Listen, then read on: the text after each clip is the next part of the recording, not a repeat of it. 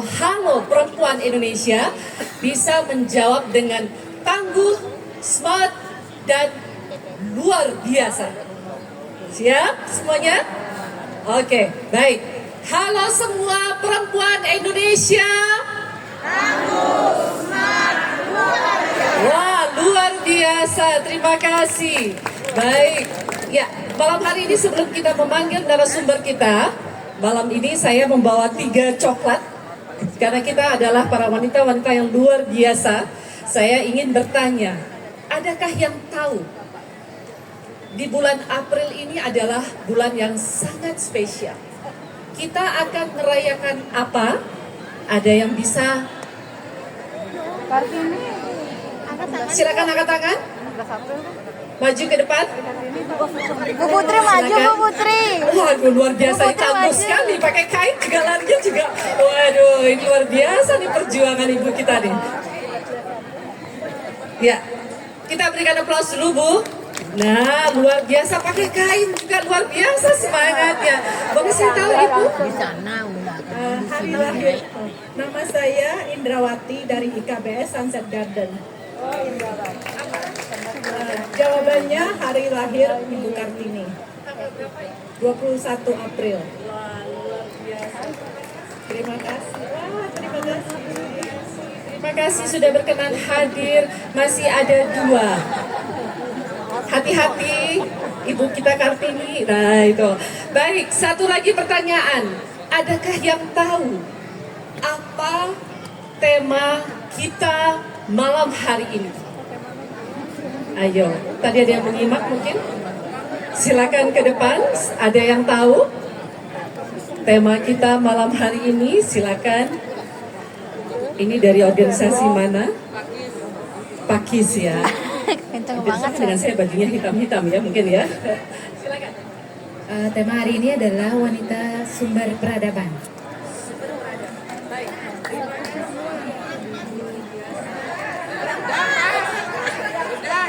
Wanita adalah sumber peradaban.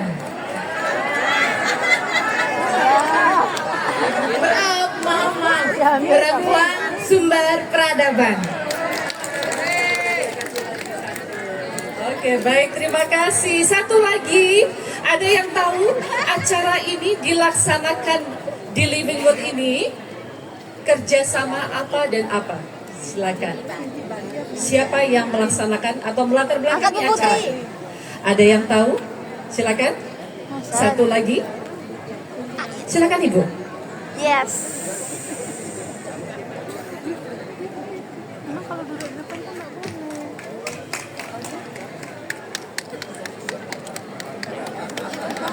Siapa yang sponsor Ibu? Silakan. Selamat malam semuanya, wanita Indonesia hebat. Yang mensponsori Living Wood sama Intiban. Pinti Bali. Oke, terima kasih. Baik, terima kasih banyak. Sekali lagi luar biasa wanita-wanita tangguh kita malam hari ini. Baik, Bagi-bagi lah. hari ini kita akan kehadiran 3 narasumber. Di mana narasumber kita yang pertama, ini banyak sekali nih. Ini saya. Baik, yang pertama saya akan memanggil adalah Ibu Igusti Ayu Bintang Darmawati SE MSI. Beliau adalah sering dipanggil Ibu Bintang Puspayoga. Beliau lahir di Penati Denpasar tanggal 24 November 1068. Kemudian beliau sangat sekali concern terhadap pemberdayaan perempuan dan juga anak. Jadi sangat luar biasa. Berikan aplaus yang meriah Ibu untuk Ibu Bintang Puspayoga. Silakan. Ini adalah selamat malam Ibu, selamat datang. Silakan di tempat.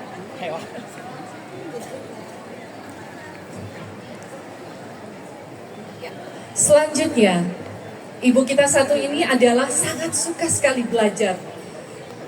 Luar biasa nih, kalau saya bilang nih nggak berhenti-henti belajar. Menyandang doktor saja sudah sampai 4. Jadi terus belajar, belajar, dan belajar. Beliau adalah Profesor Dr. Insinyur Anastasia Sulistiawati. Berikan aplaus yang meriah. Beliau lahir di Denpasar 6 Februari dan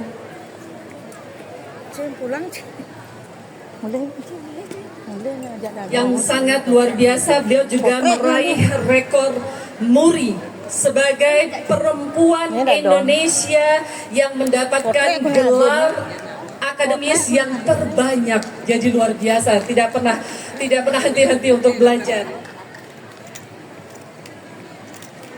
Dan yang terakhir kita akan panggil adalah Dr. Ayu Sri Wahyuni, SPKJ. Beliau sangat concern sekali di bidang kesehatan mental.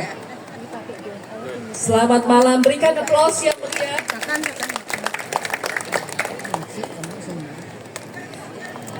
Ya.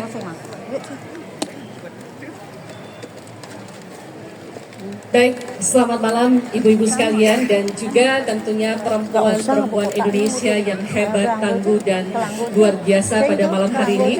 Malam hari ini sesuai dengan tema kita, yaitu bagaimana kita menjadi seorang perempuan sebagai sumber peradaban, di mana malam hari ini kita telah kehadiran tiga narasumber yang tentunya sangat luar biasa, nantinya akan memberikan motivasi dan juga memberikan inspirasi kepada kita dari berbagai bidang.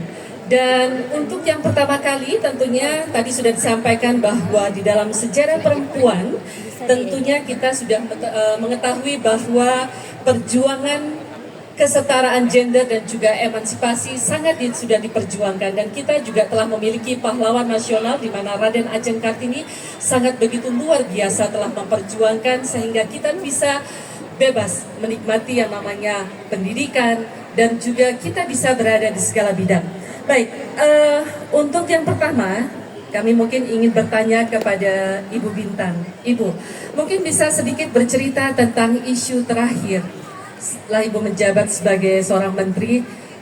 Apa sih isu tentang perempuan, Ibu? Terima kasih. Selamat malam semuanya. Perempuan-perempuan hebat dan luar biasa. Mohon maaf Bapak-bapak kalau yang hadir di sini bukan bermaksud memarjinalkan, karena hari ini adalah hari perempuan ya. Kita yang hadir juga perempuan-perempuan hebat dan luar biasa. Tapi sebelumnya saya menyampaikan terima kasih. Binti, Inti itu sudah luar biasa seperti keluarga bagi saya. Tidak hanya belakangan ini, dari tahun 2000 ketika saya mendampingi suami, kita sudah kegiatan sosial, sudah turun terus dengan Inti Bali. Nah, demikian juga dengan Dr. Meta ketika saya jadi menteri, karena kementerian kami ini adalah Kementerian Koordinasi dan Sinkronisasi Kebijakan, kekuatan kami adalah membangun jejaring. Kegiatan sosial di mana di seluruh Indonesia ini kita juga turun dengan Binti Pusat. Terima kasih teman-teman supportnya, baik dari Inti, demikian juga dari Binti. Nah, kalau kita bicara hari ini, saya cukup bangga ya berada di tengah-tengah perempuan hebat dan luar biasa. Nah, kalau kita melihat memang apa sih isu perempuan, ini masih sangat banyak. 5 tahun itu menjadi air mata saya ditugaskan di kementerian itu. Kalau di Bali cukup membanggakan, makanya bersyukurlah perempuan-perempuan yang ada di Bali. Tapi perempuan di daerah 3T ini masih menjadi PR untuk kita selesaikan. Makanya akan menjadi penting kami menyampaikan apresiasi hari ini. Dialog mengangkat adalah perempuan sebagai sumber peradaban. Ibu-ibu yang kami hormati, kita kemajuan sejati akan bisa kita capai ketika betul-betul ada pengakuan langkah perempuan tidak dibatasi, suara perempuan tidak dibuka, demikian juga peran perempuan harus diapresiasi. Makanya sumber tema hari ini akan menjadi penting. Nah, ketika kita bicara tema hari ini, kita tidak hanya bicara masalah etika, kita tidak hanya bicara masalah sopan santun, tapi lebih daripada itu. dengan momentum Hari Kartini, dengan mengangkat tema perempuan adalah sumber peradaban, bagaimana kita memperjuangkan keadilan, bagaimana kita memperjuangkan kesetaraan, demikian juga memperjuangkan penghormatan terhadap hak perempuan sebagai manusia seutuhnya. Saya sangat terngiang dengan apa yang dikatakan oleh Bung Karno, bahwa perempuan bukanlah pelengkap, tapi perempuan adalah kekuatan revolusioner. Perempuan adalah tiang negara. Ketika tiang itu berdiri kokoh, maka bangsa ini akan kokoh sepanjang zaman.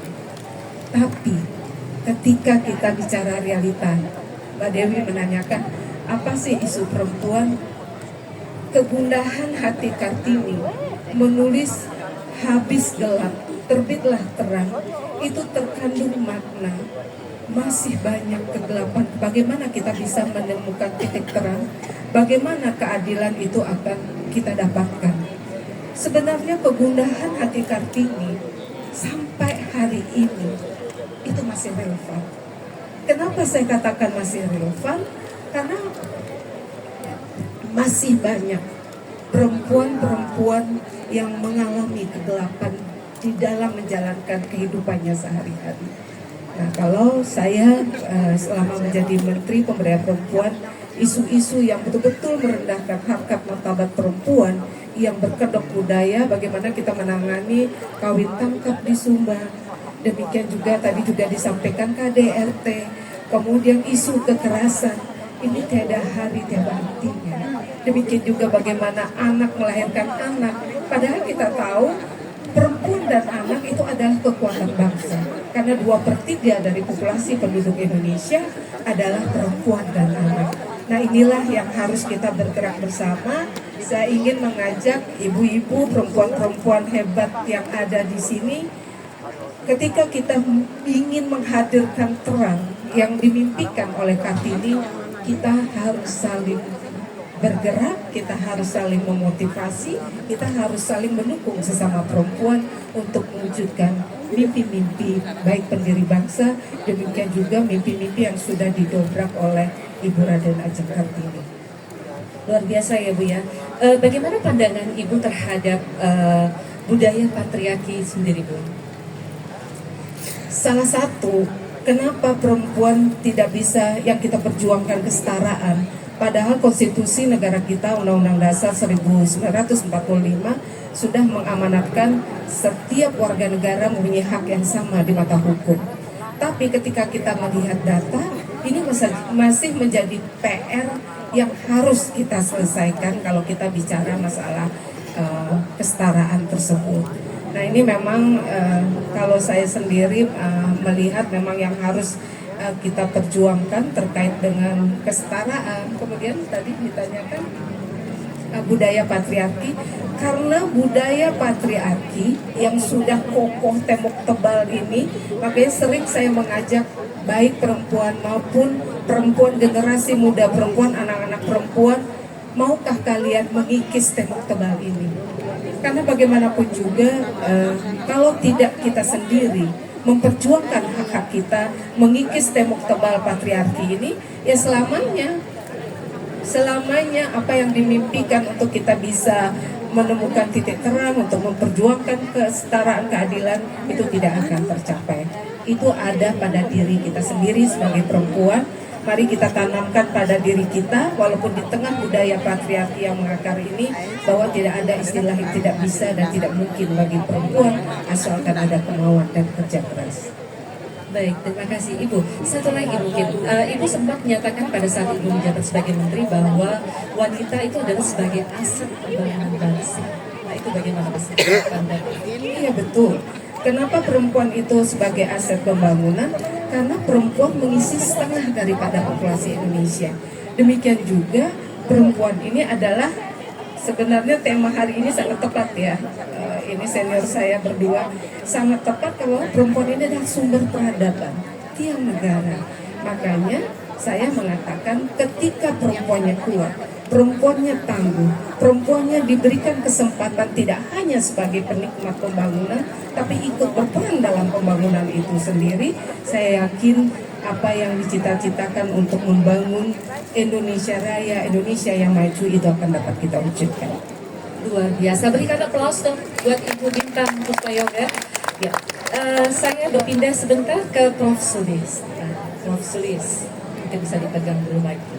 Kalau beliau ini pasti bidang pendidikan nih pasti. Prof, saya ingin bertanya tentang generasi kita saat ini. Mungkin Prof punya analisa. Karena sering mendengar bahwa generasi yang ada khususnya generasi Gen Z. Nah, bagaimana Prof mungkin menganalisa tentang generasi Gen Z itu, Prof? Baik, terima kasih. Sebelum saya membahas mengenai Gen Z, ini saya berdiri ya. Silakan Prof, silakan. Berdiri biar ini sebelum saya menjawab, saya ingin bertanya dulu pada Flor, siapa yang lahir sebelum tahun 46? Angkat tangan. Tidak ada, berarti di sini tidak ada baby boomer. Oke? Siapa yang lahir 46 sampai 64? Angkat tangan. Berarti ibu-ibu sebagian yang angkat tangan ini adalah generasi X. Ingat kan ya, Anda ini generasi X.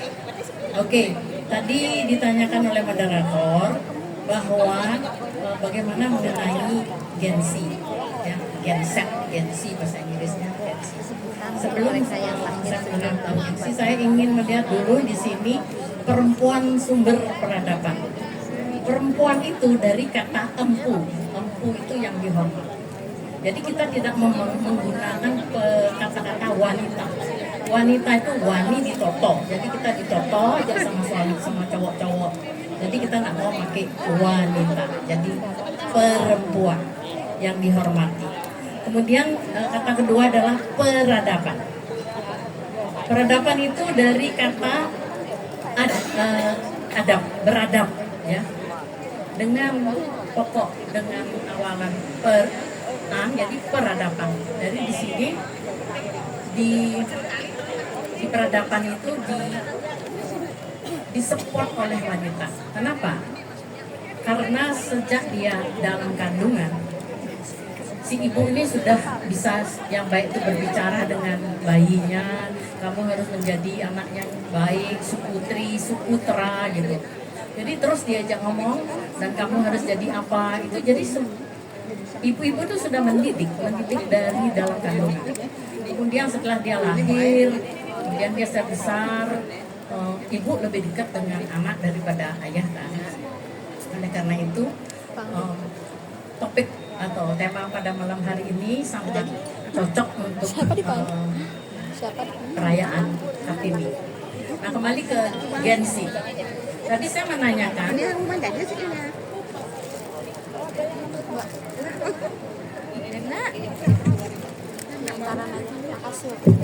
ibu-ibu adalah yang lahir di antara 64 sampai berapa Gen X tadi?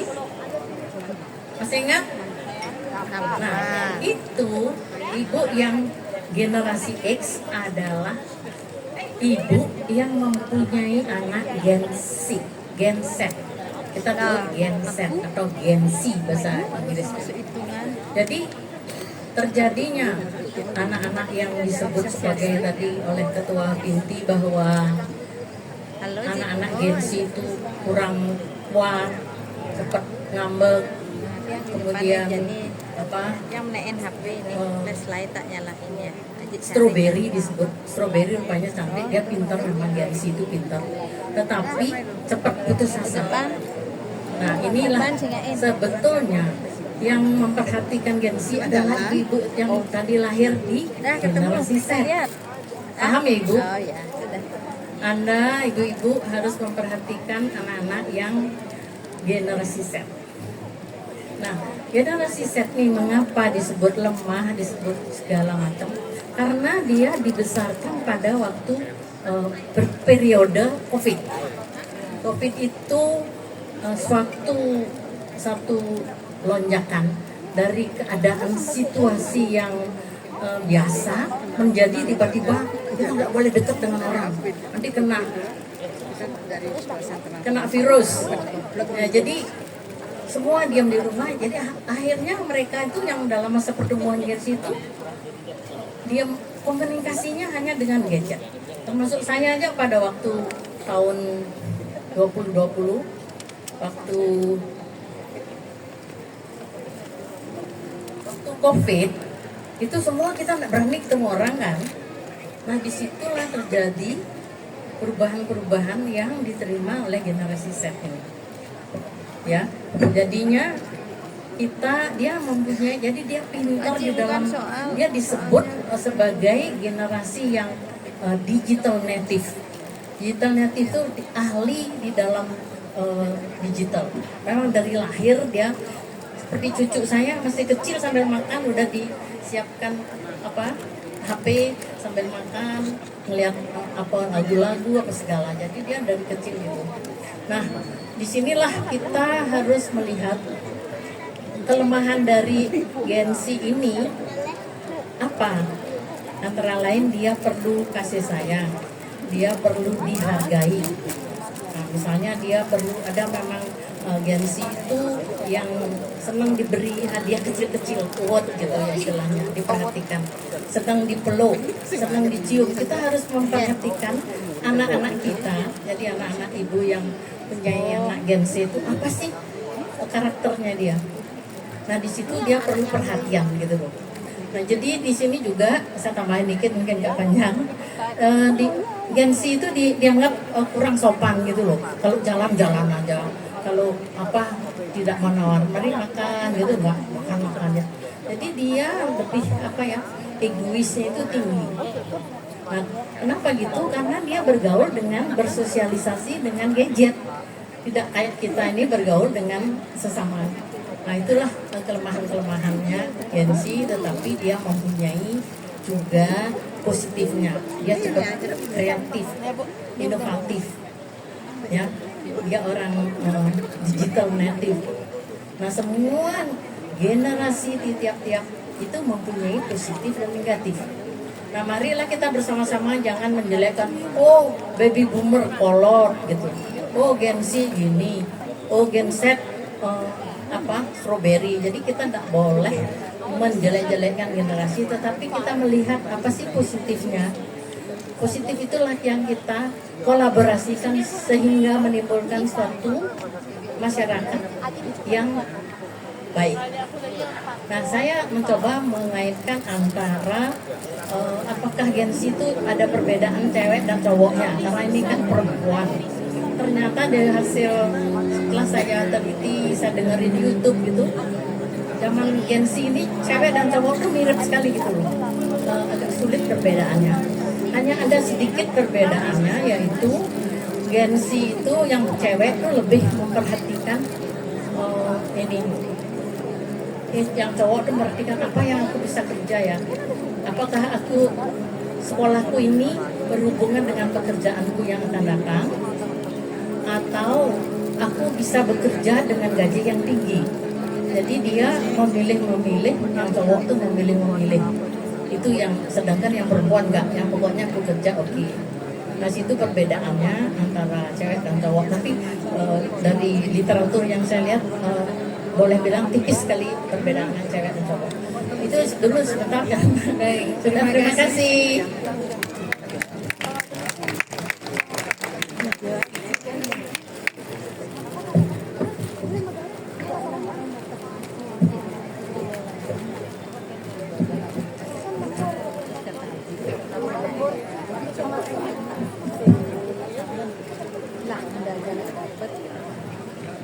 Baik, terima kasih Prof atas penjelasannya tentang generasi Gen Z.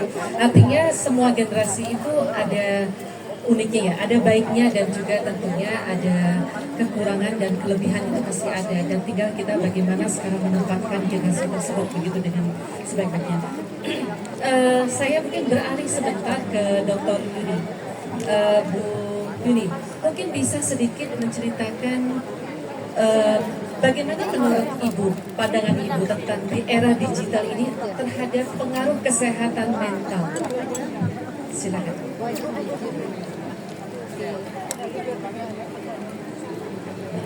Terima kasih Bu Dewi. era digital ini memang tidak hanya pada anak gitu ya, kita semua ini dalam kondisi edik ya, edik dengan gawai ya. Jadi tidak ada yang tidak membawa gawai, kalau ketinggalan rasanya bagaimana gitu ya. Lebih bagus ketinggalan dompet katanya ibu daripada ketinggalan gadget atau gawai. Ya apapun dibayar dengan ini. Nah sebenarnya gawai ini pisau bermata dua juga. Ya jadi ketika kita memberikan ruang sesuai dengan tempatnya, waktunya, saya kira kita tidak akan banyak terpengaruh oleh tayangan-tayangan yang menghipnosis kita. Ya dari yang saya dari usia lanjut dulu ya, dari usia lanjut yang sudah pensiun yang hampir lebih dari 2 jam sehari itu sudah termasuk kecanduan. Bahkan dampaknya ada usia lanjut yang habis uang pensiunnya yang sudah bisa mengirimkan uang ke cewek yang tidak dikenal. Ya, yang hati-hati gitu ya kalau punya orang tua gitu ya, yang setiap hari tidak ada kegiatan, hanya di screen saja, karena dulu ketika Ibu Bintang menjadi menteri ada istilahnya screen time ya, 7 sampai 9 itu 2 jam saja dan kita bersama-sama. Dampak ini sangat banyak sekali saat ini, karena apa? Jadi dari sanalah terutama anak-anak kita belajar ya, belajar hal-hal yang instan. Bukan saja karena generasi set atau strawberry yang disampaikan Prof tadi, semua generasi terpapar oleh gawai, terutama internet addiction ini. Dan yang berbahaya lagi adalah sejak bayi. Ya, sejak bayi mulai MPASI itu sudah dikenalkan dengan gambar-gambar yang bergerak. Ini akan memicu dari segi psikologis adalah kebutuhan tidur juga akan berkurang. Semakin kita menghibur diri untuk tidur dengan gawai ini, yang namanya blue light memberitahu otak kita bahwa ini siang, ini siang, ini siang. Jadi akan terlambat besok sekolah, besok bekerja, besok bangun untuk aktivitas apapun. Jadi terlambat karena semakin malam otak kita menyatakan ini siang. Dan kemudian berharap gampang sekali mendapatkan sesuatu. Ya. Jadi jika Anda susah, silahkan hubungi kami. Anda butuh uang cepat, silahkan hubungi kami. Ya. Tidak perlu anggunan, Anda akan mudah mendapatkan. Mungkin yang paling kasus yang terbesar adalah kripto.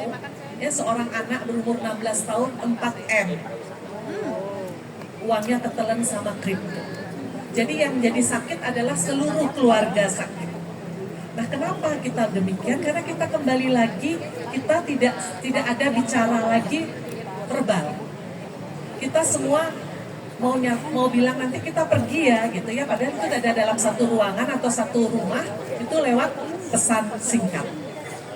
Tidak ada lagi kontak verbal. Tidak ada lagi permainan atau cerita-cerita tentang bagaimana sih perjuangan untuk bisa mendapatkan satu botol air minum ini. Karena semua dipermudah. Ya, jangan lagi game-game ataupun permainan-permainan ataupun kartun-kartun yang bertema homoseksual. Ya, nampak kayak Naruto tetapi itu mengajarkan anak bisa homoseksual. Walaupun dia tidak ada kelainan secara biologis, tapi dia menyatakan bahwa itu kayaknya asik juga ya dicoba. Jadi banyak sekali jadi ibu-ibu yang tidak terpapar dengan Pfizer. Bagaimana sih anak umur berapa 18 plus, 16 plus itu boleh tidak? Itu kita tidak mengerti, malah anak-anak yang mengajarkan kita. Dan demikian juga ketika keinginan-keinginan tidak terpenuhi, di sanalah mereka mendengar cara-cara budir, gitu ya, cara-cara budir atau cara-cara mendapatkan barang-barang yang diinginkan dengan cepat. Jadi anak-anak 14 tahun sudah membunuh, teknik membunuhnya dapat di mana? Dapat dari tayangan tersebut. Karena orang tuanya tidak tahu apa saja sih yang diakses hari ini. Jadi bapak ibu bisa melihat anak-anak yang memang sudah berani mencuri, ya menjual beli narkoba, bisa hidup mewah, sudah seks di usia 11 tahun, 8 tahun. Itu mereka banyak di sekitar kita, dan mungkin ibu sering menangis di lembaga perlindungan khusus anak, ya, dan di LP perempuan, bahwa perempuan yang ada di LP itu semuanya kasus penggelapan dan penipuan karena tuntutan. Ya mungkin ada line dance gitu, saya gimana line dance, ini sepatu line dance gitu ya. Nah inilah kenapa keadaban kita ini bukan mendadak sesungguhnya. Bukan mendadak kenapa kita menjadi nomor 3 di dunia pemakai WhatsApp dan Google, karena beberapa negara tidak mengizinkan WhatsApp dan Google itu di negaranya. Mungkin saya nggak hafal, ada 3 negara di dunia yang tidak mengizinkan untuk masuk ke wilayah negara itu. Dan saat ini juga pemerintah sudah membuat PP Tunas untuk platform digital yang harus mengamankan konsumennya. Baru saja diresmikan oleh Presiden tanggal 22 Maret kemarin sebelum Lebaran. Inilah mudah-mudahan pada kesempatan hari ini kita mulai dari diri kita perempuan untuk mengenali, membuka ujian, boleh melihat AI. Ya, ini Ibu Profesor, Ibu dosen, dan yang punya mahasiswa sudah langsung. Saya kira itu sementara Mbak Dewi. Baik, terima kasih Ibu Yuni. Mungkin ada tanggapan dari Ibu Bintang terhadap fenomena yang terjadi peristiwa belakangan ini, Bu. Banyak sekali terjadi pelecehan, kemudian juga banyak yang terjadi bunuh diri dan sebagainya. Dan itu bagaimana Ibu menyikapi hal tersebut? Kalau kita bicara belakangan ini ya banyak terjadi pelecehan. Nah ini kan selama mungkin saya lebih banyak bercerita, saya 5 tahun ini. Nah kalau kita melihat data secara prevalensi 5 kurun waktu terakhir ini prevalensinya menurun. Kenapa tiada hari tanpa kekerasan seksual itu terungkap? Sebenarnya kita patut bersyukur ya. Bersyukurnya kenapa? Kalau kekerasan itu, kalau kita tidak berani melapor, selama ini kan dianggap aib. Kemudian kenapa belakangan ini terungkapnya tiada hari tanpa berita kekerasan? Ini karena dampak media sosial. Nah ini yang patut, kalau saya melihat ini patut kita syukuri, sehingga kasus yang sama akan tidak terulang terjadi. Nah inilah sebenarnya dulu kita sosialisasikan dare to speak up. Nah bagi ibu-ibu juga harus berani bicara. Kalau kita tidak berani bicara ketika kita dipukul di KDRT diam, itu aib, kita anggap aib, selamanya kita akan mengalami kasus yang sama. Makanya akan menjadi penting untuk kita melaporkan isu kekerasan tersebut.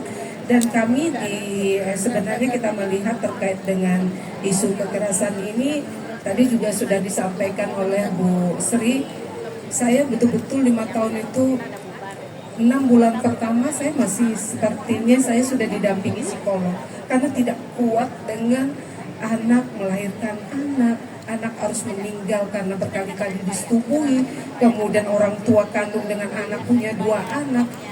Sebenarnya dengan dampak media sosial ini tadi seperti dikatakan oleh Bu Sri, ya memang ada plus minusnya. Positifnya itu banyak ketika orang melihat berani melaporkan sehingga kasus itu kita bisa tangani. Di suatu daerah saya sampaikan itu ada seorang ayah punya 5 anak, kelima anaknya, saya sebutkan provinsinya itu di Maluku, kelima anaknya disetubuhi dan calon cucunya juga mau disetubuhi. Karena tidak berani mereka melapor, itu dianggap aib, makanya kasus yang sama akan terulang terjadi.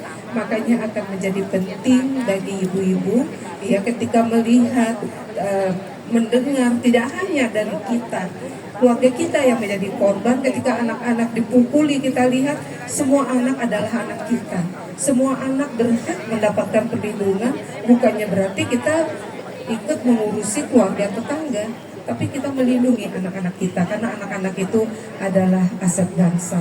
Kalau kita bicara isu kekerasan, mungkin sampai besok pun tidak selesai untuk dibicarakan, karena itu memang dengan dampak media sosial ini tiada hari tanpa pemberitaan kekerasan. Tapi kami sampaikan sebenarnya secara prevalensi kekerasan itu menurun. Ya, baik, terima kasih Bu Bintang. Prof, mungkin bisa ada analisa sedikit. Tadi Prof ada diskusi ini bukan peradaban ini tadi, tapi tadi dibilang anak distribusi dan segala macam. Ini apakah karena memang perempuannya yang salah atau bagaimana, Prof? Apa yang harus kita lakukan nih, Prof, sebagai seorang perempuan? Terima kasih moderator. Jadi kalau menurut saya karena saya di education, Nelson Mandela mengatakan education is the powerful weapon, senjata yang paling hebat untuk mengubah dunia, to change the world. Jadi bagaimana di dalam suatu keluarga itu didiklah anak-anak Anda supaya bisa S1, S2. Jadi kita mewariskan anak itu jangan mewariskan rumah, mobil, tapi mewariskan arti kita mencerdaskan otaknya.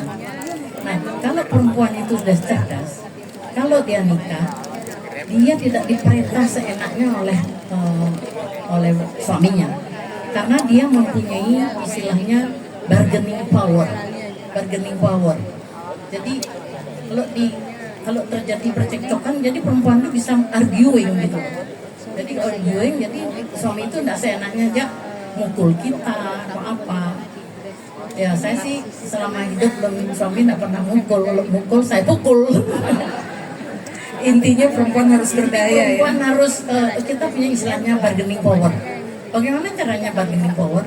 Ya kita belajar skill, kita belajar apa? Belajar mencari uang. Jangan selalu minta uang sama suami. Jadi jangan istilah Bali mencik manggis dengan suami. Saya mau beli ini, saya mau beli itu. Beli aja sendiri. Jadi kita harus bisa berusaha. Itu kembali lagi bargaining power. Oke? Terima kasih. Luar biasa.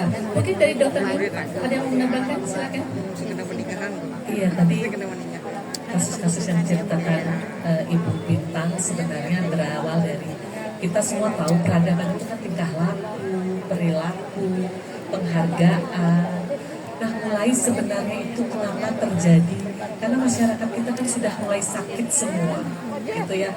Mulai sakit semua karena ketika ibu-ibu yang melahirkan, ada generasi X, generasi baby boomers, itu tadi ada anak melahirkan anak, tapi yang sudah dewasa pun ketika harus hamil tanpa diharapkan, dia tidak siap untuk menjadi pendidik, tidak siap untuk menjadi pengasuh, dan memberikan ranah-ranah seperti harapannya Prof, bisa sekolah tidak sekedar sekolah terus ibunya membayarin untuk dapat nilai bagus, tidak yang seperti itu, tapi yang benar-benar belajar menghargai dan dihargai kelebihan dan kekurangan mereka. Saya selama ini tuntutan ibu kerja nih, cari duit nih untuk kamu gitu, bapak kerja untuk kamu, tetapi tidak pernah ada literasi bercerita, perjuangan-perjuangan, pelukan, sehingga anak-anak kecil-kecil sudah jatuh ke pelukan sesama atau pelukan orang-orang yang lebih tua. Akhirnya bagaimana mereka bisa melahirkan anak-anak yang punya keadaban? Ya, jadi ataupun dia akhirnya bisa menjadi bapak, akhirnya tidak beradab juga, ya, jadi anaknya disetubuhi, jadi cucunya disetubuhi, dan di Bali pun, ibu di seluruh Indonesia, di Bali pun kasus ini banyak sekali, dan itu fenomena gunung es. Yang berani melaporkan berapa sih? Ya, bersyukur media sosial ada positifnya dan ada negatifnya kalau kembali lagi tidak didampingi dan bersama-sama membahas apa sih yang sedang tren saat ini. Saya kira itu tambahannya. Terima kasih. Baik, terima kasih. Baik, kita berikan aplaus untuk narasumber kita malam hari ini. Kita akan buka forum diskusi. Kami persilakan, mungkin ada yang ingin bertanya kepada narasumber kita malam hari ini. Sudah cukup banyak tadi disampaikan berbagai fenomena-fenomena yang kita ketahui, kemudian juga generasi yang ada di sekitar kita seperti apa langkah-langkah yang harus dilakukan. Silakan. Mungkin ada yang mau bertanya? Tolong angkat tangan. Nanti masih ada coklat rasanya di tas saya. Nanti saya akan berikan coklat bagi yang bertanya. Silakan. Oh, silakan Ibu. Oke, boleh ke depan, Ibu? Oke.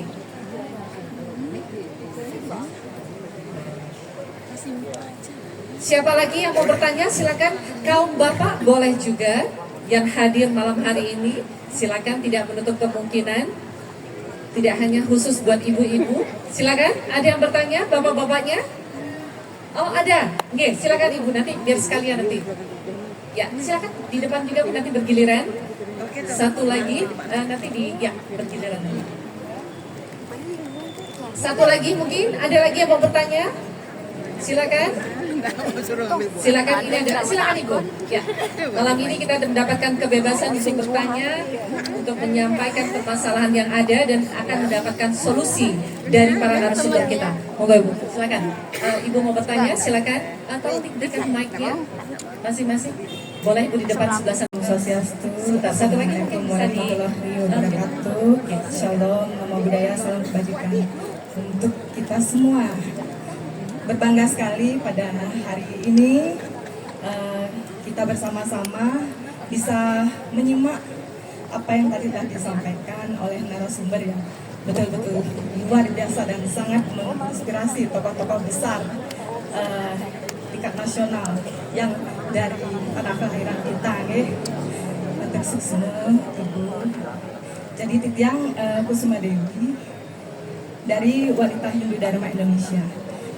Menarik sekali apa yang tadi disampaikan terkait dengan positifnya dan juga negatif, dampak positif maupun negatif dari era digital yang sedang kita hadapi saat ini. Jadi kita tidak menampik ya dengan adanya kemajuan digital, kita banyak mendapatkan manfaat dan bagaikan dua sisi mata uang.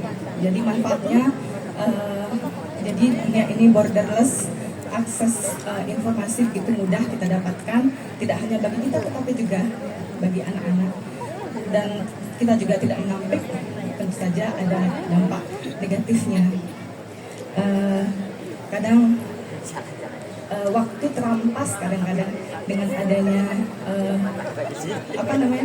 kalau kita itu ketergantungan dengan gawai ini, jadi kebersamaan dengan keluarga, kadang-kadang me time juga kadang-kadang, tetapi dan itu tentu kembali kepada bagaimana kontrol kita. Kalau kita yang dewasa bisa mengontrol diri, tetapi bagaimana dengan anak-anak mungkin tadi sudah disampaikan, tapi mungkin bisa kami diberikan stressing sedikit lagi bagaimana cara kita mengantisipasi mengurangi ketergantungan gawai ini terhadap diri kita juga, apalagi terhadap anak-anak. Itu saja, itu saja dari Titiang, dan sebelumnya selamat menyambut Hari Kartini untuk kita semua ibu-ibu hebat. Wanita berdaya Indonesia maju. Terima kasih Ibu. Silakan Ibu yang kedua. Terima kasih yang saya hormati Ibu Bintang Puspayoga, Ibu Dr. Yuni, Ibu Prof, dan Ibu Moderator. Saya dari perwakilan Putra Komunikasi Putra Putri Udayana. Kerennya anak-anak TNI. Saya Jenny Selvia, kebetulan saya juga seorang pendidik. Yang ingin saya tanyakan kepada Ibu Bintang Puspayoga maupun Ibu Dr. Yuni dan Ibu Prof. Kebetulan ada tetangga saya, karena dia single parent, anak-anaknya itu dititipkan di panti asuhan, salah satu panti asuhan Tabanan. Dan kurang lebih baru 2 minggu yang lalu, kurang lebih udah 2 tahun putra putrinya ditarik, karena ibunya kepingin dekat, jadi 2 tahun lalu udah ditarik. 2 minggu yang lalu putrinya itu mengatakan bahwa, mohon maaf, di kemaluannya gatal. Setelah dilihat sama mamanya, saya sedih dan miris. Mohon izin, itu hancur. Yang sampai mamanya itu setengah 12 malam nelpon saya. Apa yang harus saya lakukan? Sampai pagi, dan saya juga shock karena video call. Ini kita mau kemana? eh, saya mengenangkan ibunya dan besok paginya saya mengunjungi dan saya berusaha berkomunikasi dengan pengacara. Katanya kalau kita tuntut sekarang, ini udah waktunya lama. Kejadiannya itu dia usia 6 tahun. Salah satu yayasan kita bantu. Dan kemudian anaknya yang laki-laki pun disodomi. Sedih. Seorang ibu, anaknya sekarang kelas 3 SD, berlinangan air mata, kemana akan mengadu. Dan itu mohon maaf sekali, anaknya sampai dia parah betul-betul yang perempuan. Jadi kemana harus mengadu? Bagaimana dengan psikis anak? Mohon mungkin bisa dibantu. Kira-kira kemana kami mengarahkan karena dia memiliki tiga anak, duanya hancur di masa yang masih sangat belia. Itu saja dari saya. Terima kasih. Terima kasih Ibu. Baik, selanjutnya. Halo, selamat malam semuanya, Bapak Ibu semuanya. Yang kami hormati Ibu pembawa acara, Ibu Profesor Sulis, Ibu Bintang dan Ibu Sri Wahyuni. Ya, kalau saya akan menanyakan bukan kasus ya Bu ya. Kalau melihat judulnya ini perempuan sumber peradaban, saya melihatnya ini dalam arti luas Bu ya. Jadi untuk perempuan yang sudah menjadi nenek bisa, yang menjadi ibu bisa, maupun perempuan yang masih muda belia yang ada di sini. Kalau saya melihat perkembangan anak sekarang ya, waktu sebelum ada COVID, itu semua kita diarahkan anak-anak itu untuk menjauhi gini gadget, karena kita tahu semuanya ada di sini, ya kan? Semuanya ada di sini, dan kita sulit untuk memonitor terus terang saja ya. Tetapi waktu itu masih bisa dikendalikan kalau menurut saya, karena anak-anak tingkat SD ke bawah itu masih bisa dikasih tahu ini tidak semuanya bagus. Dan anak SD waktu itu sekolah masih proses belajar mengajar itu masih seperti biasa Bu, jumpa tatap muka dengan bapak ibu guru ya kan, dan mungkin ada konseling di sekolah. Tetapi setelah COVID itu semuanya menjadi berubah karena proses belajar mengajar tetap harus berjalan, sementara kita tidak boleh berjumpa ya kan, tetapi akhirnya jalan keluarnya adalah melalui ini. Sehingga orang-orang di desa itu terus terang Bu, banyak yang utang Bu, beli HP itu Bu. Mereka tidak terbayangkan anak-anak itu harus pegang ini, karena gurunya kalau nggak ngajar pakai HP nggak akan bisa gitu loh. Jadi yang tadinya sudah lumayan bagus, anak-anak di bawah umur tidak banyak megang ini HP, akhirnya harus memakai HP karena situasi kondisi saat itu. Dan mungkin sampai sekarang menjadi agak sulit dikendalikan. Ya, terus berikutnya mengenai perempuan sumber peradaban, ini mengenai sekali lagi pendidikan anak. Ya, kita melihat sekarang ini jadi bapak ibu guru tuh jadi apa ya? Serba salah kalau menurut saya ya, karena begitu banyaknya guru-guru itu mengajar dilaporkan sama wali murid ke pihak berwajib. Padahal niatnya bapak ibu guru tuh mendidik anaknya gitu loh. Mungkin kalau anaknya agak bandel, mungkin memang agak keras lah gitu loh. Tetapi orang tua tidak melihat itu semuanya. Anaknya dicubit sedikit, lapor polisi. Akhirnya bapak ibu gurunya akhirnya ini Bu ya, ada rasa jengkel, rasa takut. Akhirnya mengurangi tanggung jawab mereka. Akhirnya mereka diam. Sekarang juga kita melihat kan Bu, Banyak sekali saya menangani kasus di pendidikan berasrama berbasis agama. Justru yang harusnya anak-anak kita aman, di sana anak-anak mengalami pelecehan.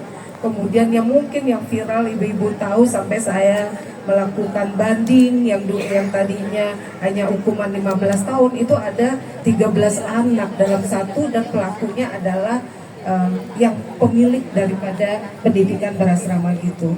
Itu satu anak bisa melahirkan 2 anak dan sebagainya. Kalau berkaitan dengan kasus tadi Ibu, nah itu bisa dilaporkan ke UPTD PPA ya, apakah di provinsi ataukah di kabupaten. Karena di sana di kementerian ketika saya menjadi menteri tahun 2021 itu kita sudah gelontorkan namanya DAK non fisik. Ya, DAK non fisik itu bisa digunakan kalau kita bicara masalah korban, mayoritas korbannya pasti orang yang kurang beruntung. Pasti kebanyakan orang miskin. Nah, untuk itulah kita ada pendampingan, misalnya melakukan visum. Kalau kasusnya sudah lama, nanti juga Bu Sri bisa menjelaskan itu masih bisa dilakukan. Itu bisa pendampingan dana visum, pendampingan psikososial, ya. Bagaimanapun pasti anak itu akan mengalami trauma, itu perlu pendampingan psikososial. Demikian juga pendampingan hukum bisa dipakai dana DAK non fisik itu. Ya, karena kita tahu seperti apa yang Bu Sylvia sampaikan, itu dia dengan single parent, anaknya dititipkan di tempat mereka titipkan, justru anaknya mengalami kekerasan. Kita sudah punya payung hukum, Bu. Itu ada Undang-Undang 12 2022 tentang tindak pidana kekerasan seksual yang akan menjadi payung hukum untuk memberikan keadilan kepada korban dan efek jerah kepada pelaku. Ya, Bu, nanti bisa disampaikan di sana, ya. Ya, baik, terima kasih Bu Bintang. Mudah-mudahan bermanfaat Ibu. Mungkin atas arahan dari Bu Bintang tadi, silakan. Prof Sulis, tadi bagaimana Prof jadi guru sekarang ini, Prof? Sekarang mungkin saya jawab yang nomor 1 ya. Oh, nomor 1, Prof. Baik. Bagaimana melepaskan gawai? Melepaskan saya pikir nggak bisa. Meski mengurangi baru mungkin bisa. Jadi kita bagaimana mengatur kompromi dengan anak kita atau dengan ya keluarga. Jadi jam berapa sampai jam berapa, seperti cucu saya itu diberi waktu oleh anak saya, oleh menantu. Misalnya jam sesudah belajar jam 7 malam sampai jam 8 malam boleh main gadget. Sudah itu HP-nya disimpan.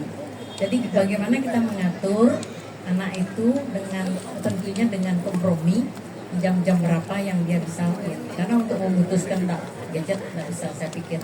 Karena seperti tadi dikatakan bahwa gadget itu mempunyai dua sisi mata uang, ya, positif dan negatif. Kalau kita bisa memilih yang positif, ya misalnya cucu saya itu bisa pintar nyanyi, jadi dia mencari di gadget mengenai lagu-lagu yang dia bisa manfaatkan. Nah, itu nomor 1 kaitan mengatur jam-jamnya. Mungkin saya nomor 3. Ya, bagaimana mungkin sebagai seorang pendidik, Prof, saat ini? Saya pernah melihat di YouTube, gurunya itu artinya anak SD berantem sama anak-anak SD, tapi gurunya jalan aja. Terus dikatakan bahwa kalau dia melerai, nanti dia melapor kepada orang tuanya, itu menjadi masalah. Jadi sekarang para guru itu serba salah, kalau dilerai atau dimarahin dikit atau apa, mengadu itu jadi masalah.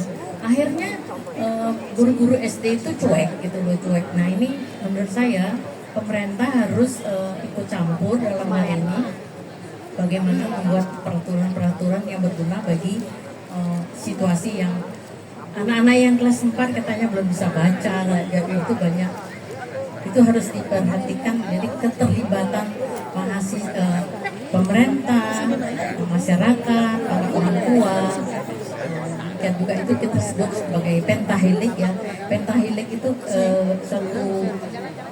ada terdiri dari beberapa masyarakat, pemerintah, kemudian viral itu dalam hal ini diviralkan, jadi menunjukkan bahwa terjadi hal-hal yang ini. Semua itu berkolaborasi membenahi. Tidak bisa hanya dibenahi oleh gurunya saja atau tidak bisa dibenahi oleh keluarganya saja. Harus bersama-sama semua lini gitu. Terima kasih. Ya, baik, terima kasih, Prof. Ibu Yuni mungkin mau menambahkan bagaimana mungkin ada langkah-langkah tipsnya? Ya, sudah Prof tadi menyampaikan untuk mengurangi penggunaan gawai, memang kesepakatan untuk di rumah itu semua tidak ada yang memegang HP ataupun menghidupkan televisi, laptop maupun tab dari jam berapa sampai jam berapa, itu kesepakatan. Jadi setelah kesepakatan itu, kalau apa sih reward dan punishment-nya, kalau itu bisa dijalankan. Ketika jam-jam memang tidak memegang gawai, disitulah kesempatan ngobrol, tidak harus belajar.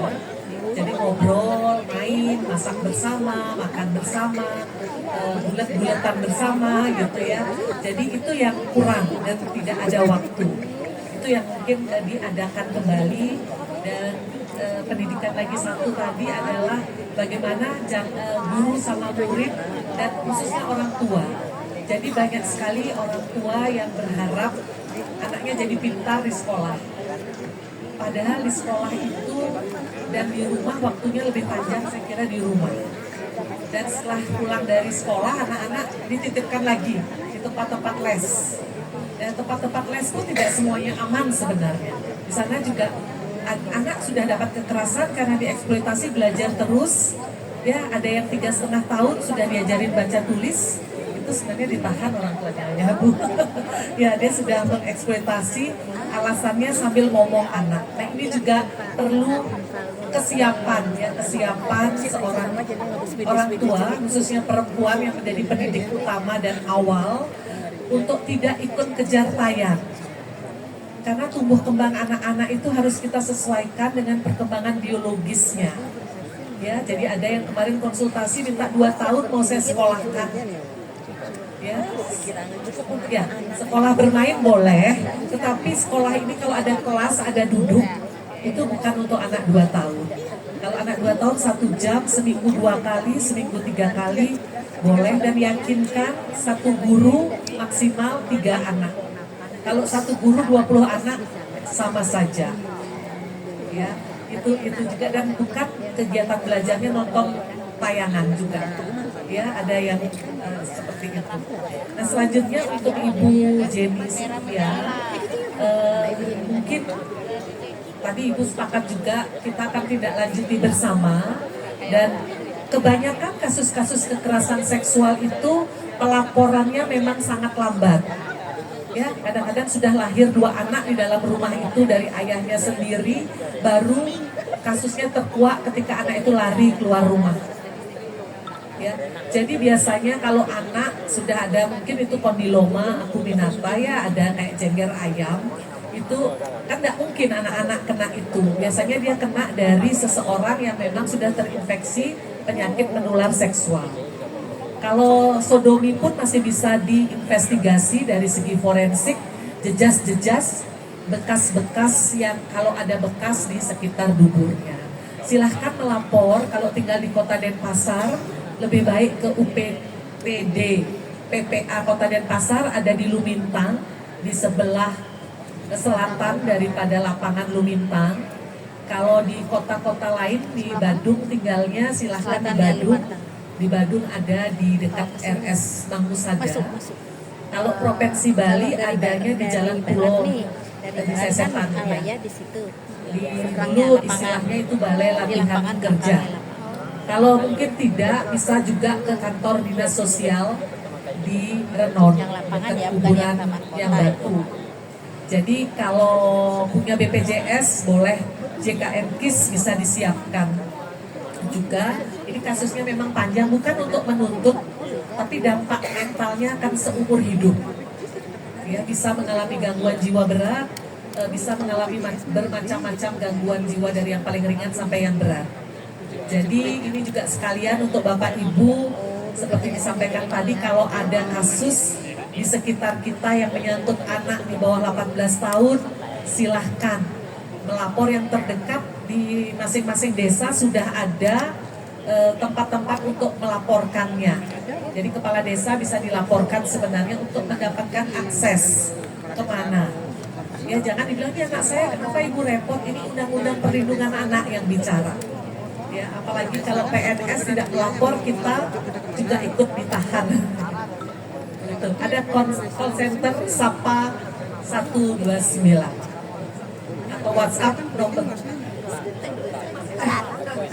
Baik ibu-ibu, biasanya supaya tidak terdeteksi kalau melapor langsung kan kelihatan siapa yang melapor.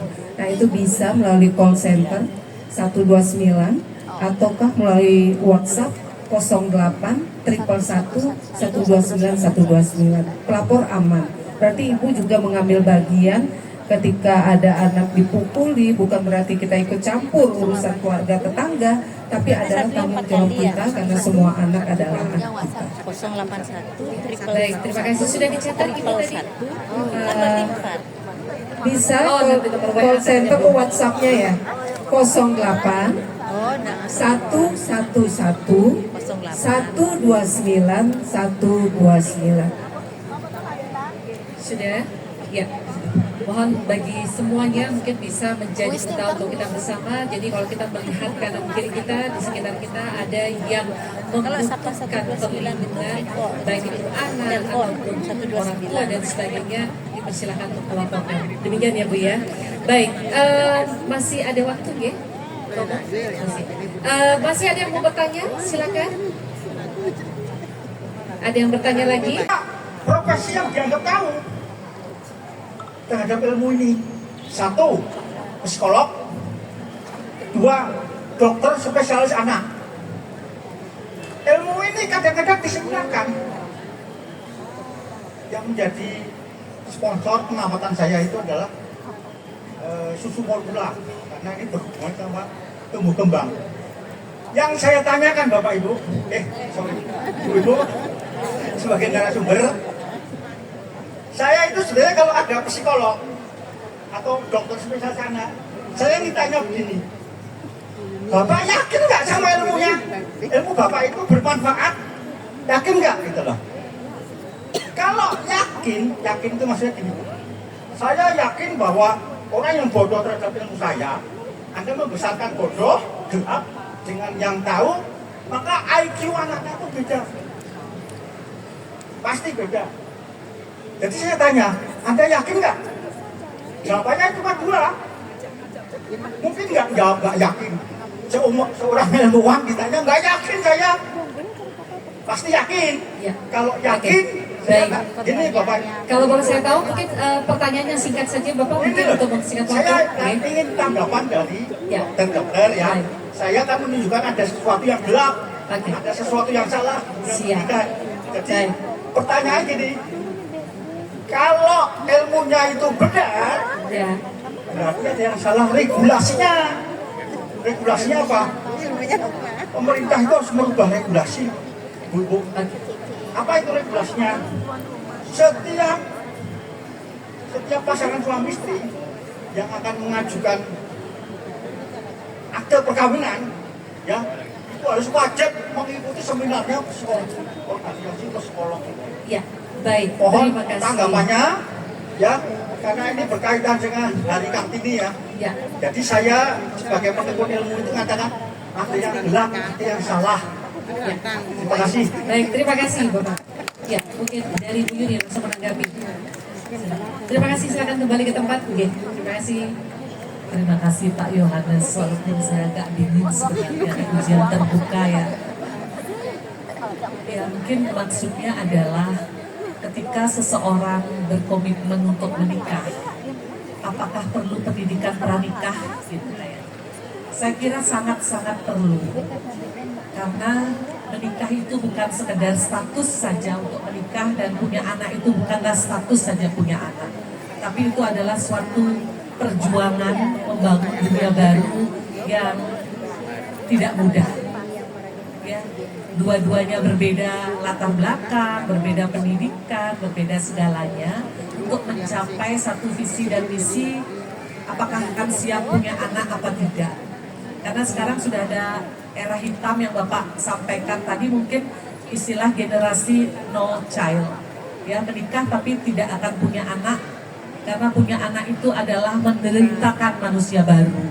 Itu konsep mereka. Jadi ya itulah child free ya child free istilahnya. Nah sekarang betul sekali, setiap yang mau punya anak, siap punya anak, harus mengenal, meliterasi diri. Sejak dalam kandungan itulah terjadi proses keadaban sebenarnya. Apakah anak itu diterima? Apakah anak itu direncanakan? Atau karena kehamilan yang tidak diharapkan terpaksa menikah? Itu akan berbeda sekali dampaknya. Apalagi kemudian kita tidak pernah mendengarkan suara anak itu. Jadi kita harus mengenal anak sejak dia bisa bicara, kita dengarkan. Jadi kenapa menyusu 2 tahun? Bukan karena aksi eksklusif saja, tapi attachment itu. Banyak yang menyusui sambil pegang gadget kan, ya. Jadi tidak attachment. Jadi kapan anak harus mulai belajar baca, kapan anak itu semua dipelajari. Bukan katanya YouTube, tapi belajar literasi yang dibaca juga iya, didengar juga iya, dari ceramah juga iya. Sampai anak pubertas itu tugas berat. Karena setelah lewat pubertas semuanya terisi dengan baik, kita tidak takut anak kita kecanduan narkoba, kecanduan gadget, kapan belajar, kapan tidur, kita akan aman. Karena anak banyak bingung. Kalau kamu sudah naik, kalau kamu sudah dinyatakan dewasa, kamu harus pernah coba perempuan tunasusila baru namanya dewasa. Itu kan didapat literasi bukan dari rumah. Sedangkan anak mimpi basah, menstruasi pertama, ibunya bingung. Saya mau bilang apa? Karena itu literasi tidak didapatkan sejak mereka persiapan untuk bisa menjadi orang tua. Saya kira itu. Terima kasih. Baik, terima kasih. Luar biasa. Mungkin 1-2 pertanyaan lagi terakhir, Prof. Mungkin boleh sedikit ada tips bagaimana kita menjadi wanita yang berkualitas. Ya. Tentunya di peradaban saat ini, apa yang harus kita lakukan sebagai seorang perempuan yang berkualitas?